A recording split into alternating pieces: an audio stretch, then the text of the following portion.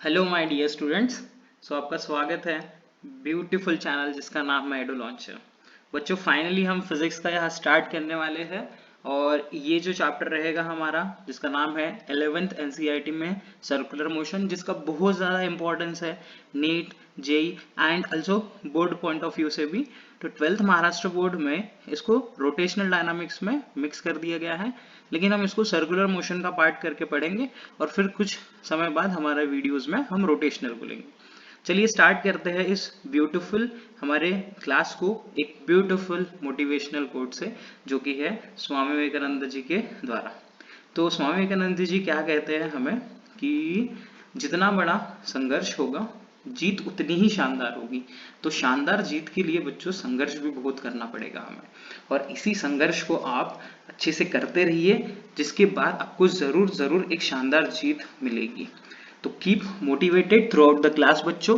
Class को आप note करते रहना, कॉपी लेके बैठना अच्छे से, और जहाँ पे भी आपको पॉज करने की जरूरत पड़े वहाँ पे पॉज करके डेरिवेशंस एंड जो भी चीजें हैं उसको नोट करके मेमोराइज करना। चलिए आगे बढ़ते हैं हम।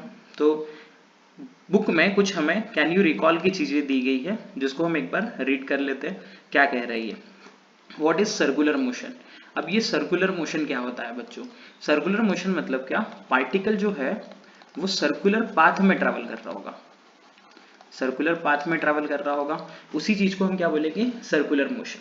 ठीक है, और एक फिक्स पॉइंट के अराउंड घूम रहा होगा, एक फिक्स पॉइंट के अराउंड घूम रहा होगा। थोड़ी चीजें हम और डिटेल में जाएंगे, पहले इनका डेफिनेशन हम शॉर्टली देख लेते हैं। देन क्या बोल रहे हैं? What is the concept of centre of mass? Centre of mass क्या होता है? जो सेंटर ऑफ मास एक इमेजिनरी ऐसी पोजीशन होती है, एक इमेजिनरी हम बोल सकते हैं एक ऐसा पॉइंट जहां पे whole whole mass of the body, पूरा का पूरा मास जो है बॉडी का, is assume to be concentrated, is assume to be concentrated, जमा है वहां पे, ऐसा हम सोच सकते हैं। और अगर हम कोई भी सिमेट्रिक बॉडी ले तो उसका जो सेंटर ऑफ मास है वो आता है उसके सेंट्रॉइड पे। Centre of mass for any symmetrical body, किसी भी सिमेट्रिकल बॉडी के लिए सेंटर ऑफ मास जो है वो आता है उसके सेंट्रॉइड पे। ठीक है, what are the kinematical equations of motion? ये तो बच्चे हम 9th 10th और 11th तीनों क्लासेस में पढ़ते हैं कि काइनामेटिकल इक्वेशंस क्या होते हैं। काइनामेटिकल इक्वेशन देखो बच्चों, यहाँ पे व्हाट आर पूछा गया है, तो हम पहले लिख लेते हैं कि होता क्या है। ये काइनामेटिक इक्वेशन जो है वो हमें इनके बारे में रिलेशन बताते हैं। सेट यूवी, ये 5 चीजें। एस का मतलब होता है डिस्प्लेसमेंट, ए का मतलब होगा एक्सेलरेशन, टी का मतलब होगा टाइम, टी हो जाएगा टाइम, यू मतलब इनिशियल वेलोसिटी एंड वी मतलब फाइनल वेलोसिटी। इन पांचों के बारे में रिलेशन जो इक्वेशंस बताते हैं उनको हम कहते हैं क्या? Kinematic equation. और कितने काइनेमेटिक इक्वेशन है? जनरली तो हम 9th 10th में 3 पढ़ते हैं, लेकिन कुछ और भी है जो मैं आपको बता देता हूँ। सबसे पहले है v is equal to u plus a t, जो कि यूज किया जाता है वेलोसिटी एंड टाइम के लिए। बच्चों नोट करते रहना, ये बहुत ही हेल्पफुल होगा आपको। v is equal to u plus a t. Second है u t plus half a t square, ये यूज करना है हमें डिस्प्लेसमेंट और टाइम के लिए, डिस्प्लेसमेंट और टाइम के लिए। थर्ड है v square is equal to u square plus 2s, ये है वेलोसिटी एंड डिस्प्लेसमेंट के लिए, वेलोसिटी एंड डिस्प्लेसमेंट। वैसे ही फोर्थ जो है, फोर्थ इक्वेशन जो हम यूज करेंगे वो रहेगा nth सेकेंड में डिस्प्लेसमेंट के लिए। nth सेकेंड में कितना डिस्प्लेसमेंट हुआ, अगर हमारी कोई भी बाइक निकल रही है या फिर कुछ भी हो रहा है तो उसमें अगर पूछा गया कि nth सेकेंड में कितना डिस्प्लेसमेंट हो रहा है, तो वो होता है s nth is equal to u plus a by two 2n minus 1।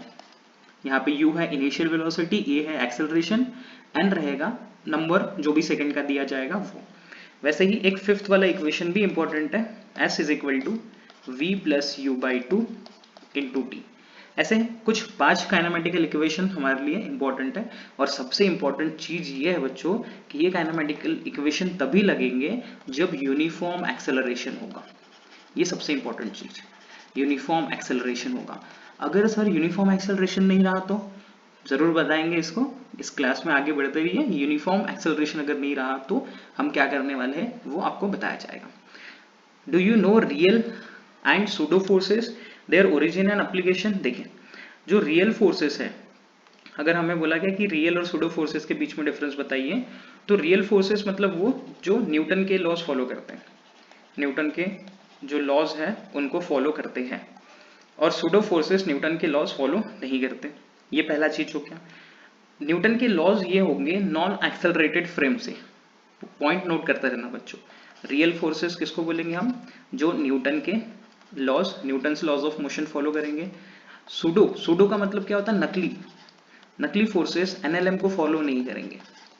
ये होंगे नॉन एक्सेलरेटेड फ्रेम से, मतलब ग्राउंड से। नॉन एक्सेलरेटेड फ्रेम अगर हम बोले तो इसको हम बोल सकते हैं कि ये इनर्शियल फ्रेम ऑफ रेफरेंस में होगा, और ये होगा एक्सेलरेटेड फ्रेम ऑफ रेफरेंस में।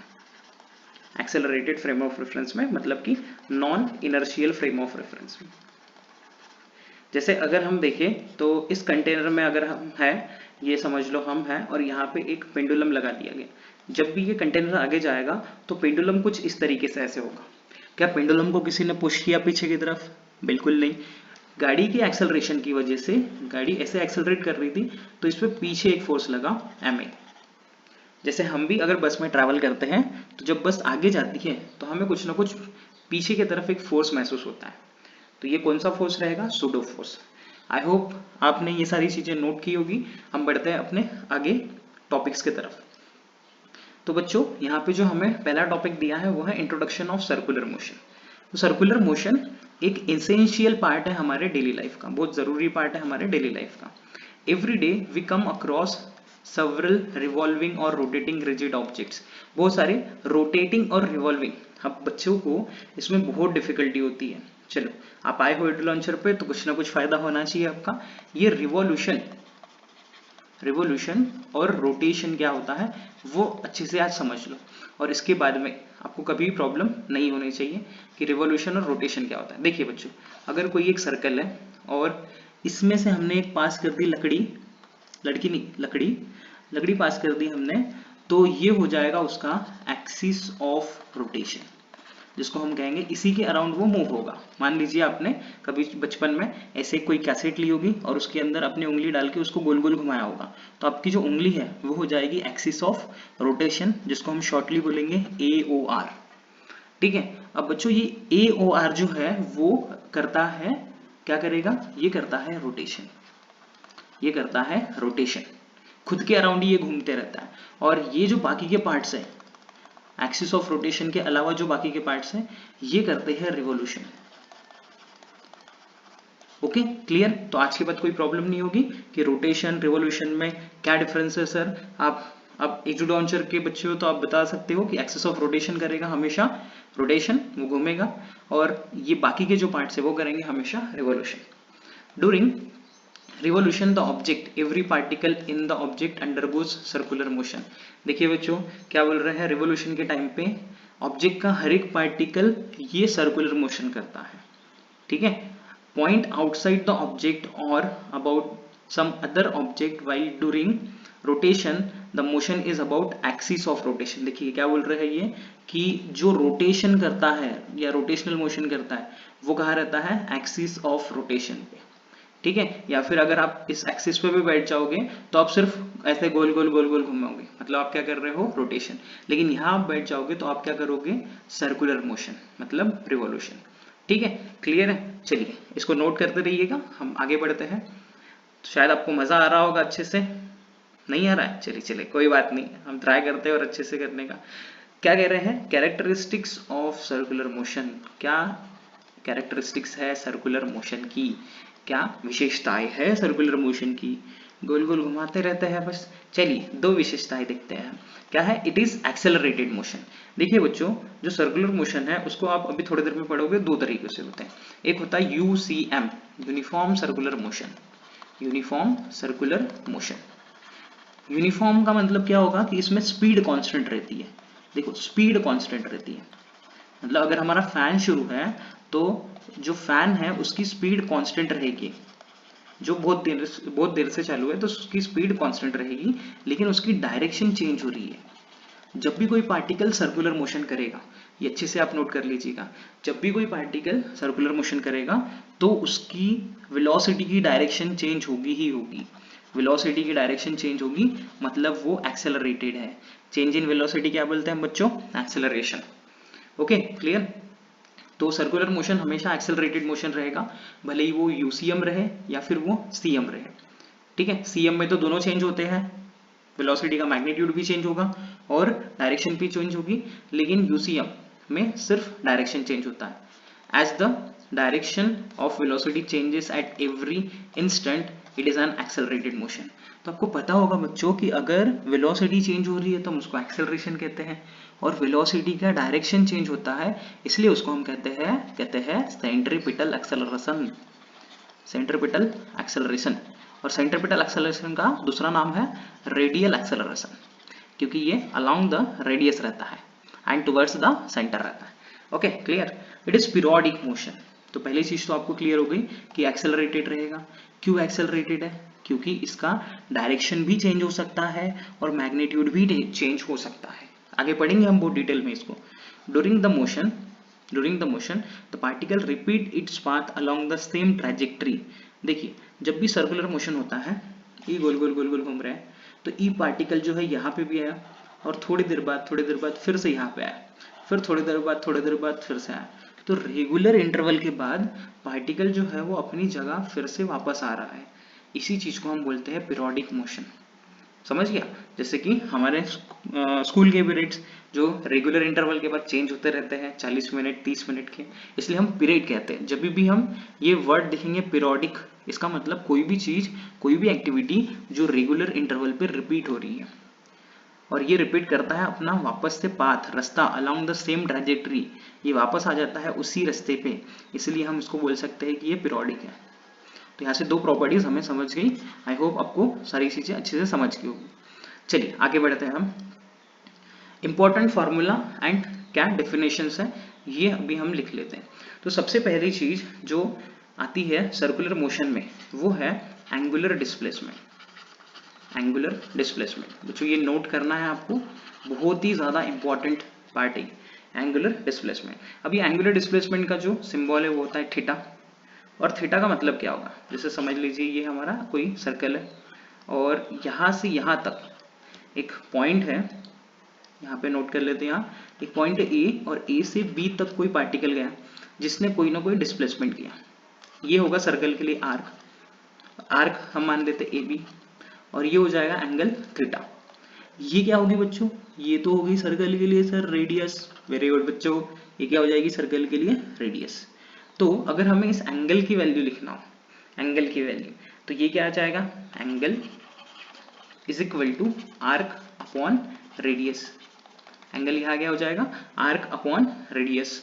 आर्क क्या है? आर्क क्या है? आर्क क्या है? आर्क क्या है? यहाँ पे आर्क है ए बी, आर्क है A B divided by radius r. तो हम इसको आर्क को एस कह देते हैं। एस मतलब डिस्प्लेसमेंट, लीनियर डिस्प्लेसमेंट, और ये हो जाएगा are.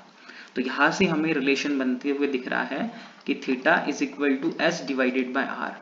Theta is equal to s divided by r, और एस इज इक्वल टू यहाँ पे हम बोल सकते हैं आर थीटा। बहुत ही ज्यादा इंपॉर्टेंट रिलेशन हमें मिल गया। थीटा इंटू आर, ये मिल जाएगा हमें डिस्प्लेसमेंट। ये एस होता है linear displacement, linear displacement. R हो जाएगा रेडियस और ये थीटा हो जाएगा क्या? Angular displacement. ठीक है, एंगुलर डिस्प्लेसमेंट का जो यूनिट है यहाँ लिख देते हैं आगे में। थीटा का जो यूनिट है वो रहेगा रेडियंस, लेकिन थीटा का कोई डायमेंशन नहीं रहेगा। थीटा का कोई डायमेंशन नहीं रहेगा, ये ध्यान रखना। ये डायमेंशन लेस क्वांटिटी है। सारे एंगल्स जो है वो डायमेंशन लेस क्वांटिटी में आते हैं। ये हो गया हमारी फर्स्ट डेफिनेशन। सेकेंड डेफिनेशन है फ्रीक्वेंसी। फ्रीक्वेंसी, अब ये फ्रीक्वेंसी क्या कहती है? नंबर ऑफ रिवोल्यूशंस पर सेकेंड, नंबर ऑफ रिवोल्यूशंस पर सेकेंड, इसी को हम क्या बोलेंगे? फ्रीक्वेंसी। ठीक है, और फ्रीक्वेंसी का जो सिंबल है उसको हम n लिख सकते हैं, f लिख सकते हैं, ये रहेगा। इसका यूनिट क्या रहता है? इसका यूनिट भी आप नोट कर लो, क्योंकि फ्रीक्वेंसी में और ओमेगा में कंफ्यूजन बहुत होता है, इसलिए यूनिट लिख लो। इसका यूनिट होगा यहाँ पे RPM या फिर RPS। रिवोल्यूशन पर मिनट या फिर रिवोल्यूशन पर सेकेंड, ठीक है। और यहाँ पे आप नोट लिख लो कि 1 RPS is equal to 60 RPM, 1 RPS is equal to 60 RPS। चलिए आगे बढ़ते हैं थर्ड डेफिनेशन की तरफ। तो थर्ड डेफिनेशन है हमारी फ्रीक्वेंसी के बाद क्या आएगा। अगर आपने थोड़ा बहुत अच्छे से पढ़ा होगा तो फ्रीक्वेंसी के बाद आता है टाइम पीरियड, फ्रीक्वेंसी के बाद आता है टाइम पीरियड, जो कि इसी से इसका ही रेसिप्रोकल है। टाइम पीरियड क्या कहता है, ये टाइम पीरियड क्या कहता है, it is time taken, it is time taken to complete one revolution, it is time taken to complete one revolution. एक रिवोल्यूशन करने के लिए जितना समय लगता है उसी चीज को हम बच्चों पार्टी कहते हैं टाइम पीरियड। और टाइम पीरियड का फार्मूला क्या होता है सर, 1/n, या फिर n की जगह आप f भी रख सकते हो, ठीक है, ठीक है। और टाइम पीरियड का यूनिट सबको पता ही होगा, ये होगा सेकंडवा, क्या होगा सेकंडवा। इसका डायमेंशन कितना होगा बच्चों, डायमेंशन होगा t, और बाकी तो जीरो रहेंगे, m l जीरो रहेंगे, ठीक है। इसका डायमेंशन हो जाएगा t। चलिए आगे बढ़ते हैं। टाइम पीरियड के बाद फोर्थ डेफिनेशन हमारी definition angular velocity, angular velocity. और एंगुलर वेलोसिटी से सारी चीजें इंपॉर्टेंट रहेगी।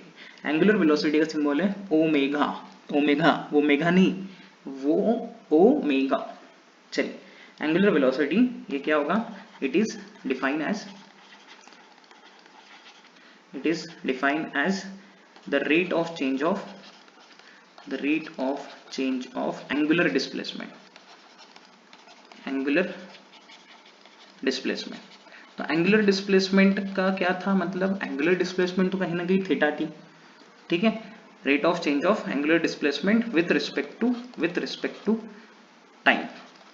तो अगर हम इसका कुछ ऐसा फार्मूला लिखें, omega is equal to theta divided by t, तो डेफिनेशन के अकॉर्डिंग तो वही लग रहा, इट इज रेट। जब भी बच्चों रेट वर्ड आया तो समझ जाना हमें टाइम से डिवाइड करना ही है। Rate of change of angular displacement with respect to time.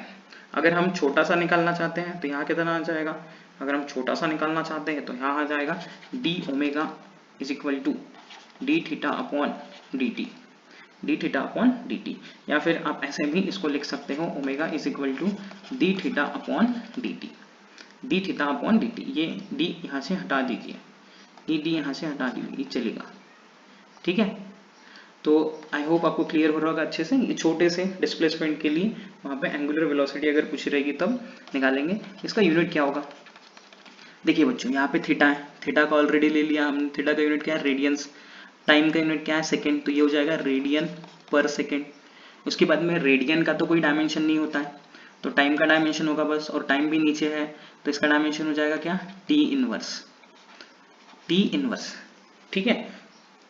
अब आगे बढ़ते हैं हम, और यहाँ से चीजें आप अच्छे तरीके से नोट कर लिया होगा आपने, आई होप आपको समझ गया होगा। कोई भी डाउट होगा आप मुझे कमेंट करके वो पूछ सकते हैं। नेक्स्ट आएगा रिलेशन। अब देखिए इनका रिलेशन है, जैसे हमने इन दोनों का संबंध निकाल लिया, इन दोनों का संबंध क्या है, S is equal to r theta, वैसे ही रिलेशन है, relation between V and omega. V क्या होता है बच्चों, V होगा लीनियर वेलोसिटी और ओमेगा होगा एंगुलर वेलोसिटी। तो लीनियर एंड एंगुलर वेलोसिटी का, लीनियर और एंगुलर वेलोसिटी का रिलेशन हमें निकाल के दिखाना है। चलिए स्टार्ट करते हैं। तो हमने ये पढ़ लिया कि थीटा इज इक्वल टू क्या होता है, आर्क अपॉन रेडियस। समराइज कर लेते हैं और उसको यूज भी कर देंगे। Theta is equal to arc upon radius. Arc को हम बोल सकते हैं क्या था, डेल्टा एस अपॉन रेडियस। तो यहाँ से हमें एक रिलेशन मिल चुका है, delta s is equal to r delta theta, delta theta यहाँ पे डेल्टा लगा लेते हैं। फिर उसके बाद में अगर हम लिखते हैं delta s upon delta t, दोनों को हम टाइम से डिवाइड कर देते हैं, is equal to r delta theta upon delta t. दोनों साइड हमने डेल्टा टी डिवाइड कर दिया, तो हमें क्या मिलेगा, ई का दिख रहा है, अरे बबुआ ई का दिख रहा है, displacement upon time. Displacement upon time क्या होता है, डिस्प्लेसमेंट अपॉन टाइम होता है वेलोसिटी, वेलोसिटी, ठीक है। इसको पहले हम मैग्नीट्यूड में ही लिख लेते हैं, नहीं तो बच्चा लोग चकरा जाएगा वेक्टर देख का। चलिए तो v हो गया यहाँ पे, v is equal to r, और ये क्या है, ये क्या है, कुछ ऐसा ही लग रहा है, ये देखो क्या है, theta upon time means omega. तो रिलेशन मिल गया हमें क्या, v is equal to r omega, v is equal to r omega. Okay clear, v is equal to r omega. और इन वेक्टर फॉर्म अगर लिखते हो आप तो वेक्टर फॉर्म में देखिए बच्चों अच्छे से लिखना पड़ेगा, v vector is equal to omega cross r, omega cross r, ये है क्रॉस प्रोडक्ट, ये है क्रॉस प्रोडक्ट। और अगर इसका मैग्नीट्यूड ये आ रहा है, मतलब देखिए बच्चों ये इंपॉर्टेंटली ध्यान रखें कि अगर किसी भी क्रॉस प्रोडक्ट का मैग्नीट्यूड सेम टू सेम ऐसा ही दिख रहा है वेक्टर हटाने के बाद, मतलब इन सब के बीच का एंगल है 90 डिग्री, इन सब के बीच का एंगल है 90 डिग्री। अगर यहाँ पे मैं डायग्राम आपको निकाल के अच्छे से दिखाना चाहूँ तो देखिए जो ओमेगा है वो रहेगा कुछ इसके एक्सिस ऑफ रोटेशन के अलावा, एक्सिस ऑफ रोटेशन के अलावा, रेडियस रहेगा कुछ ऐसा, ये हो गए एक दूसरे से 90 डिग्री। और वेलोसिटी रहेगी टेंजेंशियल, वेलोसिटी रहेगी टेंजेंशियल। डायरेक्शन देखो अच्छे से, ये तीनों v वेक्टर, ओमेगा वेक्टर और r वेक्टर तीनों एक दूसरे से परपेंडिकुलर रहेंगे, ये आप अच्छे तरीके से नोट करके रखिए। v की डायरेक्शन कैसे रहेगी, टेंजेंशियल, टेंजेंशियल, टेंजेंशियल, v की डायरेक्शन टेंजेंशियल। ओमेगा की डायरेक्शन कहाँ रहती है, एक्सिस ऑफ रोटेशन पे, और ये तो रहेगा अलोंग रेडियस, अलोंग रेडियस। ठीक है, तीनों की डायरेक्शन एक दूसरे से परपेंडिकुलर रहती है, इसलिए हम इसके क्रॉस प्रोडक्ट का मैग्नीट्यूड ऐसा लिख सकते हैं, क्योंकि sin 90 की वैल्यू हो जाती है कितनी, 1। ये है एक्सियल वेक्टर, ओमेगा हमेशा हम बोलते हैं इसको एक्सियल वेक्टर, जिसकी जिसकी डायरेक्शन एक्सिस ऑफ रोटेशन पे रहेगी, जिसकी डायरेक्शन एक्सिस ऑफ रोटेशन पे रहेगी उसको हम एक्सियल वेक्टर कहते हैं। ठीक है, और ये हो जाएगा, इसको बोलेंगे टेंजेंशियल वेक्टर, ये है टेंजेंशियल वेक्टर। और इसको तो हम पोजीशन वेक्टर, रेडियल वेक्टर भी बोल सकते हैं, रेडियस वेक्टर भी बोल सकते हैं। ठीक है, चलिए आगे बढ़ते हैं। आई होप आपने ये सारी चीजें नोट की होगी, तो इसका स्क्रीनशॉट ले लीजिए, हम बढ़ते हैं आगे। तो नेक्स्ट है हमें दिया हुआ, अगर समझो बच्चों हमने इनका मल्टीप्लीकेशन कर लिया, ये तो हमने पढ़ लिया कि v ये परपेंडिकुलर रहेगा ओमेगा से, परपेंडिकुलर रहेगा r वेक्टर से, ये है टेंजेंशियल, ये है एक्सियल और ये है रेडियल वेक्टर। तो अगर हम इनका मल्टीप्लीकेशन करते हैं, इनका हम मल्टीप्लीकेशन करते हैं बाय डॉट प्रोडक्ट, तो ऐसा आएगा v dot omega is equal to 0। क्यों 0, क्योंकि डॉट प्रोडक्ट में क्या होता है, sine theta, sorry cos theta आता है, और कॉस 90 की वैल्यू कितनी आ जाएगी, 0। सिमिलरली अगर मैं ऐसा लिखूं कि ओमेगा डॉट आर, ये भी 0 होगा, और similarly v dot are vector ये भी 0 होगा। क्रॉस वेक्टर 0 नहीं होगा, डिपेंड करता है, ये हो सकता है कि प्लस आई कैप जे कैप माइनस भी आ सकता है, ये डायरेक्शन पे डिपेंड करेगा। ठीक है, अगर ओमेगा की डायरेक्शन आपको निकालना है, ये चीज लिखते रहना बच्चों, ओमेगा की डायरेक्शन निकालना है आपको, तो आप यूज करोगे क्या, right hand thumb rule, right hand thumb rule. अब देखो बच्चों, जब मैं छोटा था तो मुझे, अभी भी तो मैं छोटा बच्चा हूँ लेकिन इससे भी छोटा था, तो राइट हैंड थंब रूल लगाने में बहुत प्रॉब्लम जाती थी मुझे, बहुत ज्यादा। तो इसकी मैं आपको एक ट्रिक शेयर करना चाहता हूँ कि मैंने कैसे सीखा राइट हैंड थंब रूल लगाना। देखिए एक सर्कल है, और अगर यहाँ पे दिया गया है कि पार्टिकल इस तरफ से जा रहा है, ये कौन सी मोशन होगी बच्चों, एंटी क्लॉकवाइज। इसको अच्छे से निकाल लेता हूँ मैं, आपको कोई प्रॉब्लम ना जाए। ये मोशन कर रहा है कौन सा, एंटी क्लॉकवाइज मोशन, ऐसा कुछ। तो ये सर्कल, और यहाँ पे ये मोशन कर रहा है एंटी क्लॉकवाइज। तो क्या करना, अपना हाथ उस पर रख दो, अपना हाथ पेज के ऊपर रख दो, और अपनी उंगलियों को इस सर्कल की तरफ घुमाओ। अपनी उंगलियों को, जैसे मैं समझ पा रहा हूँ कि आपने अपना हाथ रख दिया होगा, और अपनी बाकी उंगलियों को इस तरफ घुमाओ। अगर आप बाकी उंगलियों को इस तरफ घुमा रहे हो तो मुझे पता है कि आपका अंगूठा ऊपर होगा, आपकी तरफ देख रहा होगा, चूसना नहीं उसको, आपकी तरफ देख रहा होगा। तो आप यहाँ निकालो एक सर्कल, और सर्कल के अंदर निकाल लो डॉट। ठीक है, अगर हम इसको ऐसा ले लें, ये हो जाएगा क्लॉकवाइज डायरेक्शन में, तो क्या करो, फिर से अपना हाथ रखो और अपनी बाकी फिंगर्स को घुमाने का ट्राई करो। अब जब आप अपनी बाकी फिंगर्स घुमाओगे तो इस डायरेक्शन में नहीं घूमेगी, इसलिए आपको उल्टा करना पड़ेगा, मतलब अंगूठा अंदर करना पड़ेगा, और तब घुमाओगे अगर तो ये घूमेगा। राइट हैंड ही यूज करना है बच्चों, राइट हैंड ही यूज करना है। ऐसा नहीं सोचना कि सर मैं लेफ्ट हैंड यूज करके तो घुमा पा रहा हूँ, नहीं नहीं, राइट हैंड ही यूज करना है, और आपको अपने अंगूठे को रखना पड़ेगा अंदर, तब जाके ये घूम रहा होगा। कैसा, कौन सी डायरेक्शन में, क्लॉकवाइज डायरेक्शन में। तो यहाँ आ जाएगा एक सर्कल, और सर्कल के अंदर आ जाएगा क्रॉस, और यहाँ आ जाएगा डॉट। ठीक है, तो पार्टिकल अगर एंटी क्लॉकवाइज मोशन करेगा तो जो ओमेगा होगा वो हम बोल सकते हैं कैसा आ रहा है, आउटवर्ड, आउटवर्ड। और यहाँ अगर ये करेगा क्लॉकवाइज मोशन तो ओमेगा कहाँ आएगा, इनवर्ड, ओमेगा आ जाएगा इनवर्ड। और बच्चों ये यूज करना है कौन सा, right hand thumb rule. Pause करके आप पीछे जाके फिर से इसको समझ सकते हैं, फिर से मैं अच्छे से समझा देता हूँ। अपना राइट हैंड रखिए पेज पे और अपनी बाकी फिंगर्स को इधर घुमाइए, इस साइड घुमाइए, देखिएगा आपका थंब आपकी तरफ पॉइंट कर रहा होगा, मतलब ये हो गया आउटवर्ड। सेम राइट हैंड रखिए पेज पे, और अगर आप इस डायरेक्शन में घुमाना चाहते हो फिंगर्स को तो नहीं घूमेगा, इसलिए उल्टा करना पड़ेगा हाथ, मतलब अपने थंब को अंदर डालना पड़ेगा, और थंब हमेशा इंडिकेट करेगा ओमेगा की डायरेक्शन। ये लिख लो आप कि थंब इंडिकेट करेगा किसकी डायरेक्शन, ओमेगा की डायरेक्शन। ठीक है, चलिए आगे बढ़ते हैं। और कुछ चीजें हैं एंगुलर वेलोसिटी में। तो एंगुलर वेलोसिटी बच्चों दो तरीके की रहती है। एंगुलर वेलोसिटी दुई ठो एंगुलर वेलोसिटी रहत बाटी। एक एंगुलर वेलोसिटी को हम बोलते हैं क्या, एक रहती है हमारी एवरेज एंगुलर वेलोसिटी जिसको हम ओमेगा एवरेज बोलते हैं, और एक रहती है हमारी instantaneous angular velocity. Instantaneous average वाले के लिए फॉर्मूला क्या आएगा, theta 2 minus theta 1 divided bye t2 minus t1। इसको हम ऐसे लिख सकते हैं delta theta upon delta T. और ये कितना आएगा, ये आएगा D theta upon d T. बच्चों इसमें फर्क क्या है, फर्क समझ लीजिए। इसमें फर्क है कि अगर बड़े इंटरवल ऑफ टाइम के लिए, देखिए डेल्टा हमेशा लगता है बिगर इंटरवल के लिए, तो बड़ा अगर इंटरवल होगा तो आप लगाओगे ये डेल्टा, और डी अगर आया तो ई होगा स्मॉलर इंटरवल के लिए, छोटका इंटरवल के लिए, बहुत छोटका इंटरवल के लिए आप क्या लगाओगे, डी। क्लियर है। तो इंस्टेंटेनियस एक पर्टिकुलर टाइम पे पूछा जाएगा और ये किसी टाइम इंटरवल के लिए पूछा जाएगा, ये फर्क है। ठीक है, अब यहां से ही अब हम समझे कि इसका एक और टाइप जिसको हम बोलते हैं रिलेटिव एंगुलर वेलोसिटी। बहुत इंपॉर्टेंट नोट्स है बच्चों, ये सारी चीजें आपको हर एक एग्जाम में यूज होगी, स्पेशली नीट जेई के जो स्टूडेंट्स है इसको नोट करते रहिए। और मैंने इसको कवर किया है स्टेट बोर्ड के चैप्टर के साथ में, कंटेंट के साथ में। रिलेटिव एंगुलर वेलोसिटी क्या होता है, ओमेगा अगर हम लिखते हैं कोई भी ओमेगा, यहाँ लिखे omega is equal to, main तो डेफिनेशन ओमेगा की क्या है बच्चों, मेन डेफिनेशन यही है, v परपेंडिकुलर अपॉन r। ये सबसे इंपॉर्टेंट डेफिनेशन है ओमेगा की। हम क्या सोचते हैं कि ओमेगा कब होगा, सिर्फ सर्कुलर मोशन में, बिल्कुल भी नहीं। ओमेगा होता है क्या, v परपेंडिकुलर अपॉन रेडियस। जैसे एक एग्जांपल लेते हैं, मान लीजिए एक पॉइंट है और ये एक पॉइंट है, ठीक है, कलर चेंज कर लेते हैं, थोड़ा सा कलरफुल अच्छा लगता है। तो ये हो जाएगा a और ये हो जाएगा पॉइंट b।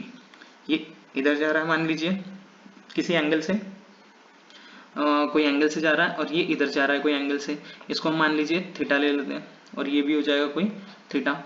अगर हम इसके कंपोनेंट्स को निकालते हैं, इसको कोई कंपोनेंट से निकालते हैं, एंगल एक मिनट चेक कर लेते हैं अच्छे से, हाँ एंगल एक मिनट, हाँ ये जा रहा है कहीं किसी एंगल से, इस साइड में कोई किसी एंगल से जा रहा है, लेट से ये हो जाएगा थीटा।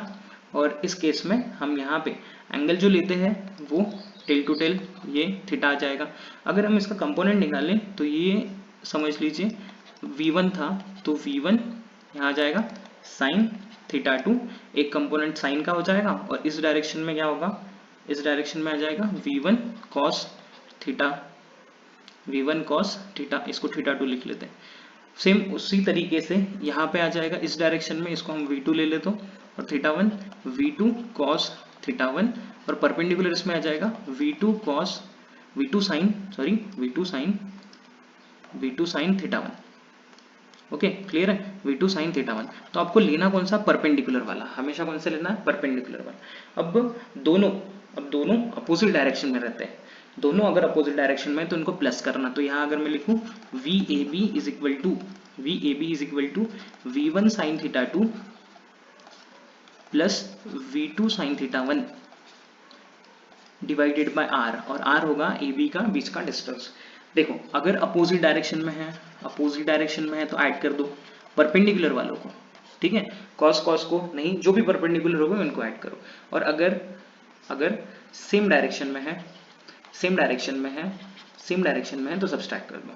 अपोजिट डायरेक्शन में है तो इनको ऐड कर दो दोनों को, और अपोजिट डायरेक्शन अगर अपोजिट डायरेक्शन में है तो ऐड कर दो, और सेम डायरेक्शन में है तो सब्सट्रैक्ट कर दो।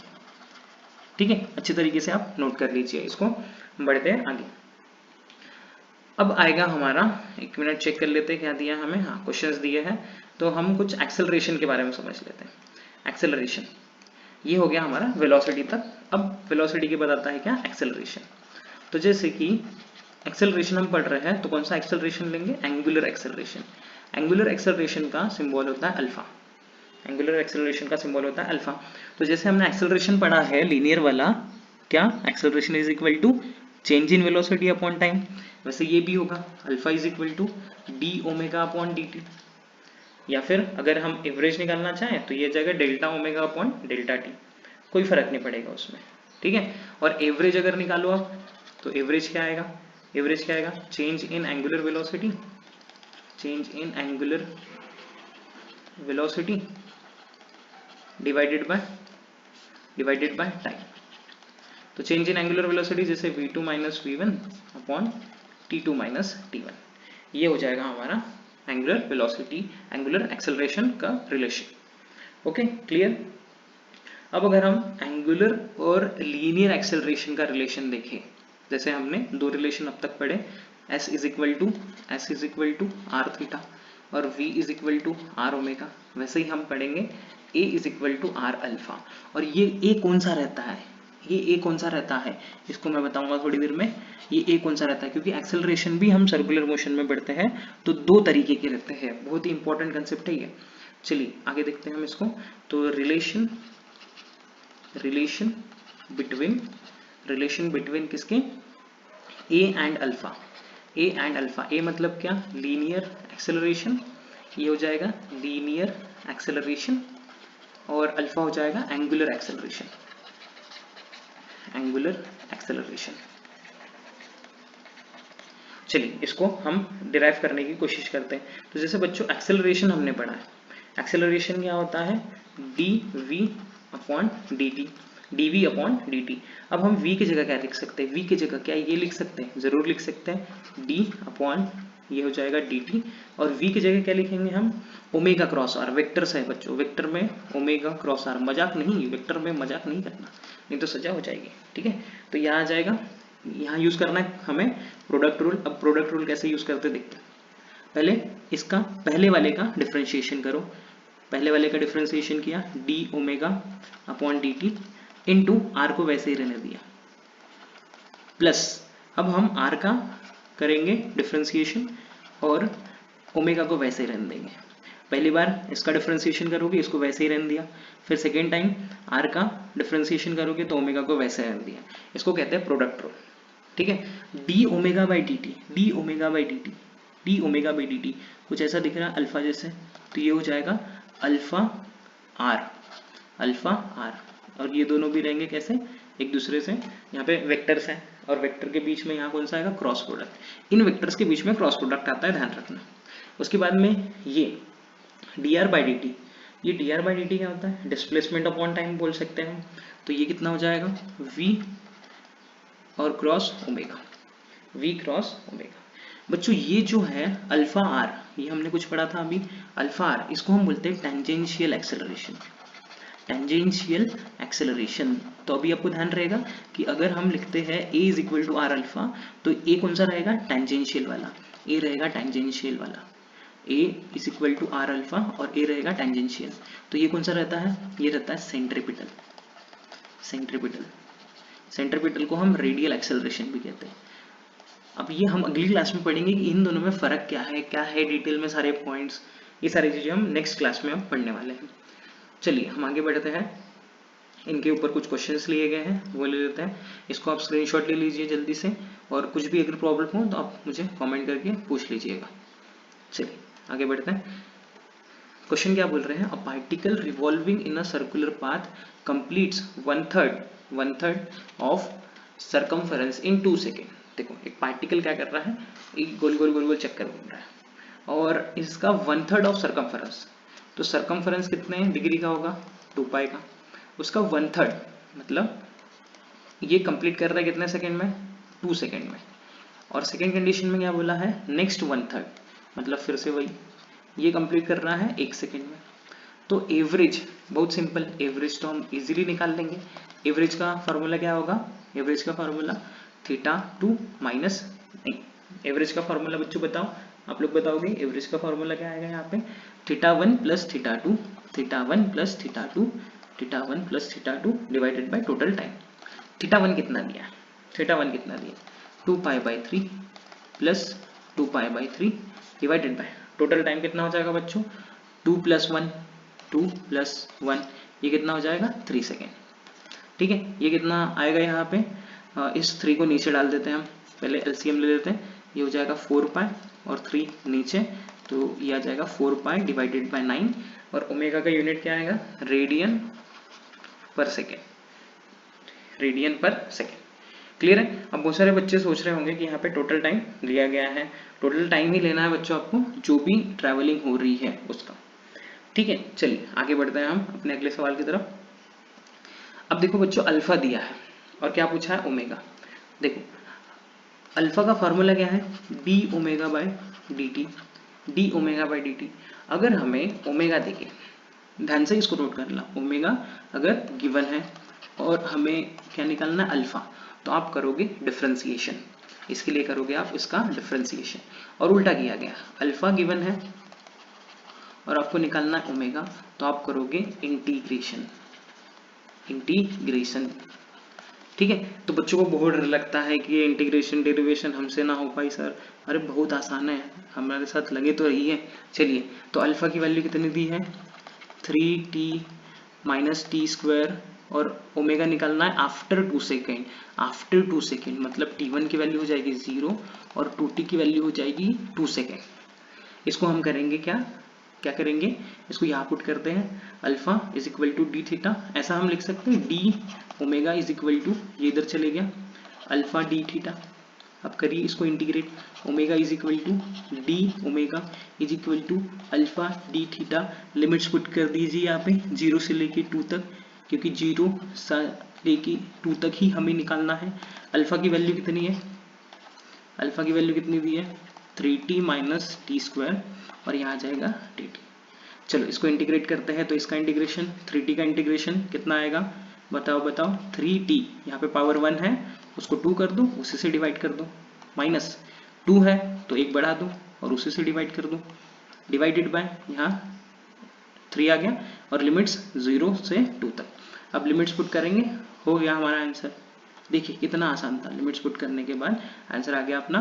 तो यहाँ पे ओमेगा इज इक्वल टू, पहले पुट करना है हमें 2, तो यहाँ पुट करेंगे हम 3 इंटू 2 का square divided by 2, minus 0 put करोगे तो 0 ही हो जाएगा पूरा, तो 0 पुट करके कोई फायदा नहीं है यहाँ।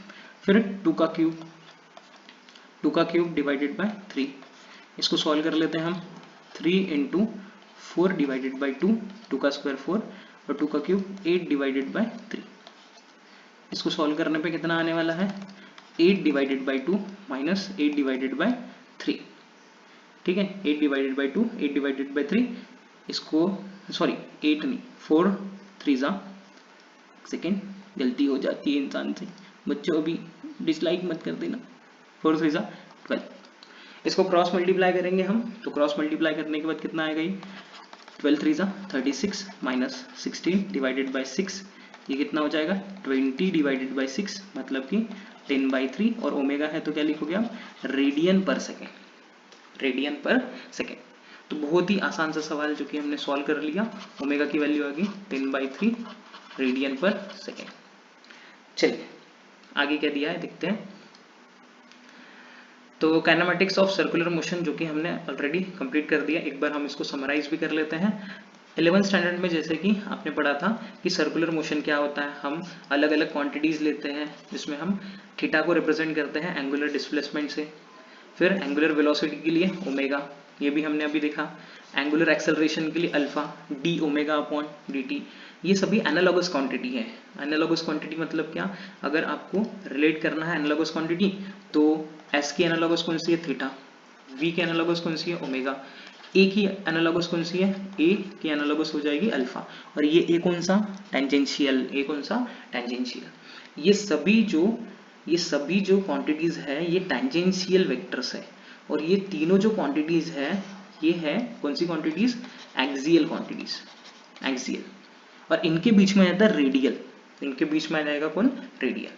अल्सो हमने क्या देखा है कि tangential velocity is given by, ये अभी पढ़ा हमने, v is equal to omega cross r, जिसमें ये तीनों एक दूसरे से परपेंडिकुलर रहते हैं।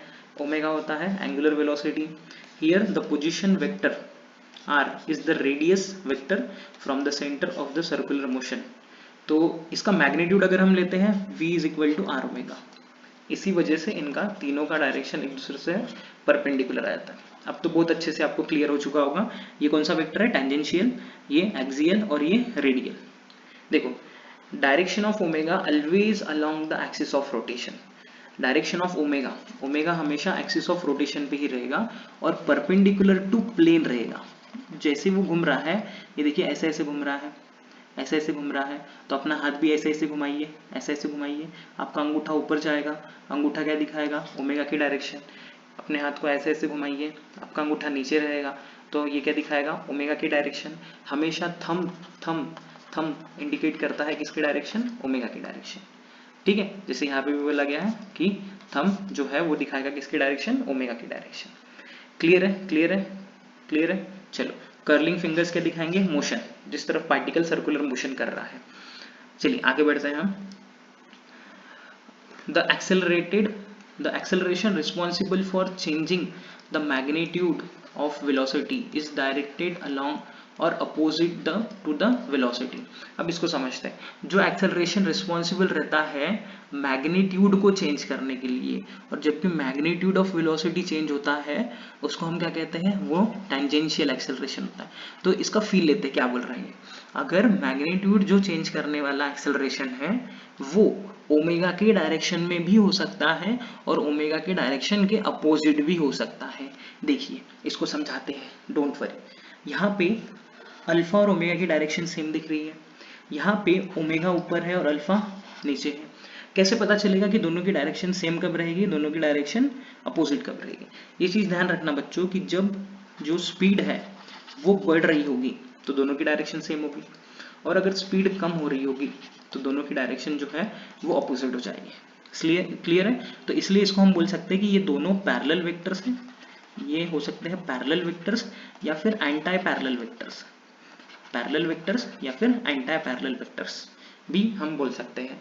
देखो क्या कह रहे हैं, the acceleration responsible for changing the magnitude of velocity is called tangential, जो कि हमें पता है ये डायरेक्टेड अलोंग उसकी तरफ भी हो सकता है या फिर अपोजिट भी हो सकता है वेलोसिटी के, हेंस ऑलवेज टेंजेंशियल। इसी को हम क्या कहते हैं, टेंजेंशियल और tangential acceleration. As the magnitude of tangential velocity v is changing during non circular motion, ये तो हमें पता ही है कि मैग्नीट्यूड कब चेंज होता है, नॉन यूनिफॉर्म सर्कुलर मोशन में, जैसे कि फैन को ऑन कर रहे हैं या फिर फैन को ऑफ कर रहे हैं तभी ये चेंज होता है। एक बार फैन की स्पीड अगर कांस्टेंट हो गई तब उसका सिर्फ डायरेक्शन ही चेंज होगा। The corresponding velocity is also changing eight every instant. देखो नॉन यूनिफॉर्म सर्कुलर मोशन में ओमेगा भी चेंज होता है, ओमेगा भी चेंज होता है। यूसीएम में बच्चों, यूसीएम में ओमेगा जो है वो कांस्टेंट रहेगा, और अगर ओमेगा कांस्टेंट रहेगा तो जो अल्फा है उसका फॉर्मूला क्या है, D omega by d T. अगर ये कांस्टेंट रहता है तो अल्फा की वैल्यू कितनी आ जाएगी, जीरो। अल्फा की वैल्यू कितनी आ जाएगी, जीरो। अगर अल्फा की वैल्यू जीरो जीरो जीरो आती है तो टेंजेंशियल एक्सेलरेशन भी कितना आएगा, जीरो। इससे हमें ये समझ रहा है कि यूसीएम में एटी जीरो होता है क्योंकि अल्फा जीरो होता है। अल्फा जीरो क्यों होता है, क्योंकि ओमेगा कांस्टेंट रहता है। बहुत ही आसान सा कंसेप्ट, इसको आप अच्छे तरीके से नोट कर लीजिए, इसको डिटेल में मैं समझाऊंगा थोड़ी देर में, ठीक है। आप नोट कर लीजिएगा, पूरे डिटेल में हमारे क्लासेस आने वाले हैं, टेंजेंशियल और जो भी एक्सेलरेशन है, tangential, centripetal and net acceleration, सब कुछ डिटेल में पढ़ेंगे। आगे बढ़ते हैं। Though the motion is non-uniform, the particle are still in the same plane. सारे particles same plane में होंगे, उसी तरीके से घूम रहे होंगे। Hence, the direction of alpha is still along the axis of rotation. तो अल्फा जो है वो हमेशा axis of rotation पे ही रहेगा, लेकिन इसके साथ भी हो सकता है, आपके साथ भी और आपके बाद भी, ऐसा चलते रहेगा। तो अगर स्पीड बढ़ रही है तो साथ साथ है, अगर स्पीड कम हो रही है तो हम आपके हाइकॉन चलने लगेगा वहां पे। For increasing speed it is along the direction of omega. देखिए फॉर इंक्रीजिंग स्पीड ये ओमेगा की डायरेक्शन रहेगा, वाइल फॉर डिक्रीजिंग स्पीड ये अपोजिट डायरेक्शन में रहेगा। Clear clear clear, okay. If the angular acceleration, ये क्या है, अल्फा, ये कांस्टेंट हो जाएगा, एंगुलर एक्सेलरेशन अल्फा ये कांस्टेंट हो जाएगा, along the axis of rotation all theta omega and alpha will be directed along axis of rotation. ये कब पॉसिबल है, स्केलर नोटेशन में। और काइनेमेटिकल इक्वेशन जो हम लिखने वाले हैं अभी, इनके एनालॉगस काइनेमेटिक इक्वेशन लिखने वाले बच्चों, ठीक है। कि एनालॉगस क्या होता है ये मैं बताऊंगा थोड़ी देर में, अभी क्लासेस में हमारे नेक्स्ट वीडियोस में आएगा। कि जैसे कि हमने फर्स्ट इसमें देखा था कि लीनियर आपको काइनेमेटिक इक्वेशन बताए गए थे, वैसे ही आपको समझाए जाएंगे कि सर्कुलर काइनेमेटिक इक्वेशन क्या होते हैं।